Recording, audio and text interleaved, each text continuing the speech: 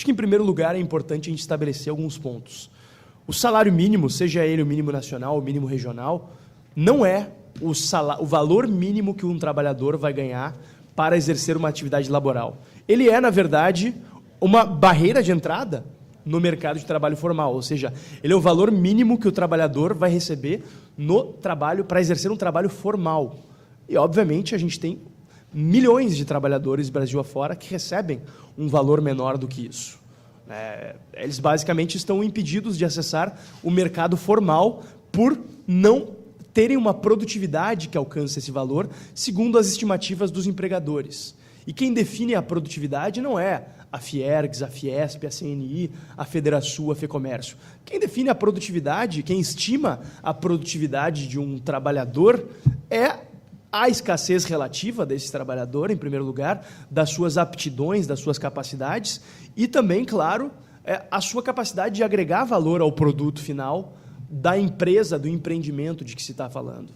Então, a gente estabelecer que o valor mínimo em lei vai ser de R$1.000, R$2.000, R$3.000, R$20.000, tem uma influência, na verdade, em qual vai ser o nível de empregabilidade no setor formal.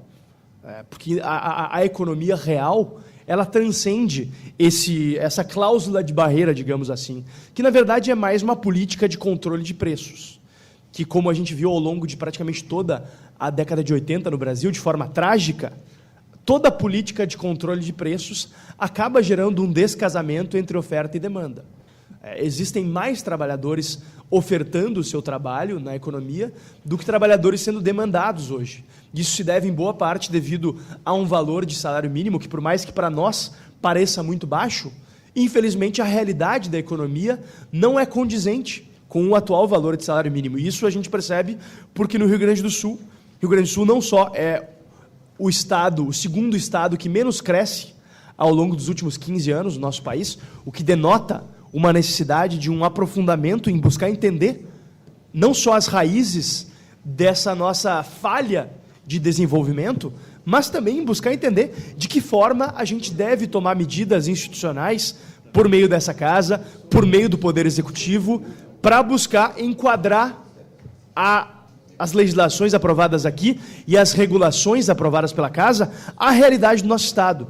Mas também nós somos um dos estados em que menos cresce a empregabilidade formal.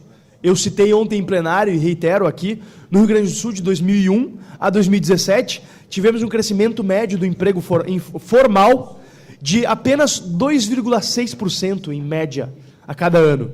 No Brasil, esse crescimento foi de 3,4%, e nos estados sem piso regional foi de 4,7%.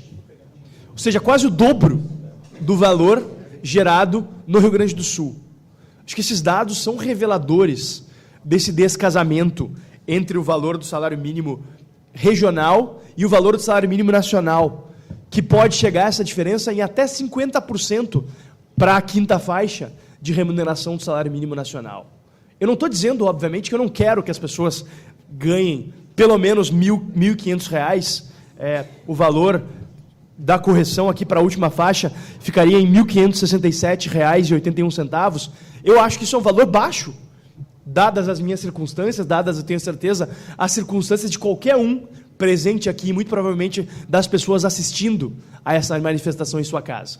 Mas não é isso que deveria balizar. Não é a nossa intenção de ver as pessoas ganharem mais, mas sim a nossa percepção de que, enquanto nós ficarmos tapando o sol com a peneira e simplesmente agindo movidos por boas intenções, sem medir e sem pesar as consequências, ou seja, sem buscar entender o que faz com que o trabalho valha mais, como, por exemplo, buscando melhores investimentos na educação, deputado Issur, que é o maior catalisador do aumento da produtividade e um dos grandes gargalos do nosso Estado, enquanto a gente não observar o gargalo da infraestrutura do nosso Estado, da altíssima carga tributária que impede que mais pessoas sejam contratadas, enquanto a gente não observar esses fatores, a gente vai seguir tapando o sol com a peneira, focando só nas intenções e não nas consequências. Muito obrigado.